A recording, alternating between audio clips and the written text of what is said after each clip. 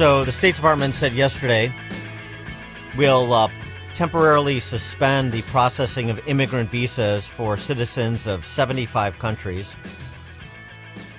including but not limited to 75 countries: Afghanistan, Iran, Russia, Somalia, whose nationals the Trump administration has deemed likely to require public assistance while living in the United States. It goes back to something we've talked about many times on the show, and again mentioned this morning in our discussions about the chaos and violence being perpetuated by the left in Mogadishu, Minnesota, and elsewhere, which is thinking about immigration.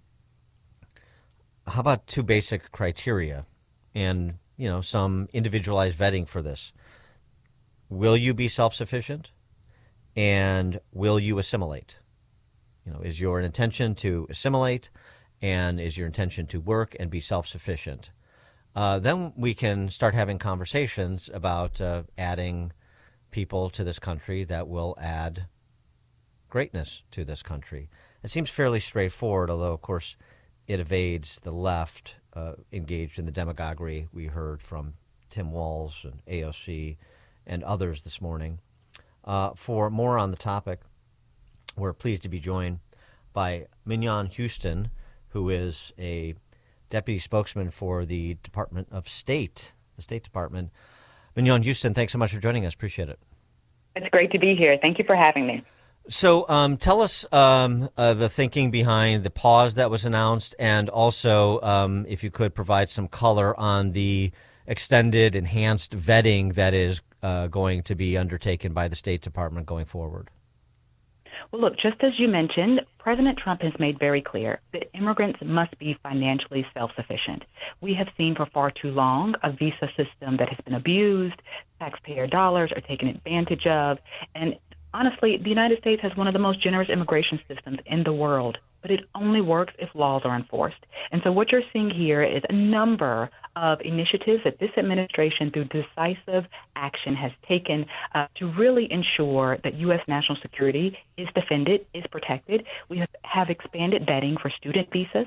We are enacting full and partial suspensions on visas for countries who have high overstay rates. We have recently revoked 100,000 visas, and these are for folks who have been in the United States driving under the influence, assaulting people on U.S. soil, stealing, overstay rates that are essentially high. And this administration has said enough is enough. We're going to correct the immigration system that has been broken for far too long, and we're going to prioritize U.S. national security.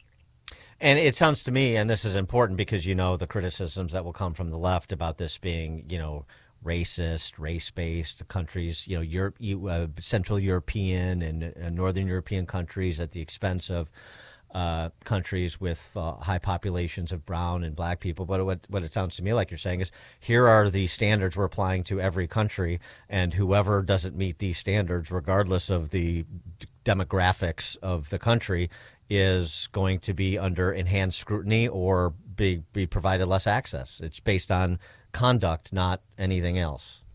That's absolutely right. Visa decisions are based on objective indicators based on law. And so if you are having high overstay rates from immigrants of your country coming to the United States, overstaying their visas, whether it's a work visa, tourist visa, or they're countries that we have partnerships with, but their identity documents are, we don't have the best faith that those identity documents are fully scrutinized, we're going to have some need to pause how we adjust and give visas to that country. Or if countries are not sharing information with us, it's important for us to defend U.S. national security. So there are a number of factors that are taken into account as it relates to the public charge. When migrants come to the United States, we expect them to be self-sufficient. If they are relying on public cash assistance for their income maintenance, if they are using long-term institutionalized government benefits, this is a public charge. This is taking advantage of the generosity of the American taxpayer, and that is exactly what we're doing. At the bottom line is the majority of people travel to the United States and legally, but when visas are misused, whether it's through criminal activity, overstays, or fraud, the U.S. government has the authority and the obligation to act. Is there any consideration, even for those that are here legally and that are pursuing permanent residency or even ultimately citizenship, to say, one of the ways to fast track your desire to stay here legally for permanently and then even pursue citizenship, is if you waive off access to welfare state benefits. You're just, or for maybe for even just a defined period of time. Well, I'm going to prove up I'm not self-sufficient because put me on a list that says this guy doesn't get access to transfer payments. Look, I like the way you're thinking about this. I am very proud to work with an administration that is forward-leaning, that is looking at ways to essentially adjust how we have been, the status quo of how we've been adjudicating visas and monitoring individuals once they're here in the United States based on evolving threats that we're seeing. And so ideas like this is what this administration is considering. What is in the best interest of the American people? And I hope these ideas keep coming. And the story out yesterday that's getting a lot of attention. First time in 50 years there was negative net migration. The Brookings Institute estimated net negative flows of between 295,000 to 10,000 for 2025. Is that just is that seen as an accomplishment by the administration, or is it just seen like, look, we're not anti-legal immigration and we're not trying to get to negative net immigration numbers. We're just trying to sort of reestablish order in the system and criteria by which we make sensible decisions? That's exactly right. We are a country that welcomes legitimate travel to the United States. This administration has said from the beginning, and it is a promise made and a promise kept, that we are going to remove programs that incentivize mass migration. Honestly, it is the best idea to think about how countries can become more stable, not removing the best and the brightest from their countries and setting up safe havens here in the United States. We are working with countries to improve economic opportunities, to improve political and diplomatic opportunities, to see growth for their citizens and for the United States without taking the best and the brightest. That's fundamentally a change in how we're doing things here, and I think it's going to reap benefits. Mignon Houston is Deputy Spokesperson for the State Department. Mignon, thanks so much for joining us. Appreciate your time. It was a pleasure. Thank you for having me. Pleasure to have you. Dan Proft, Chicago's Morning Answer.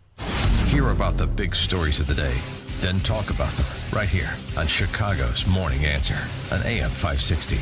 The Answer. The following is a paid political announcement. Stay tuned for a special message from Angel Dad Joe Abraham,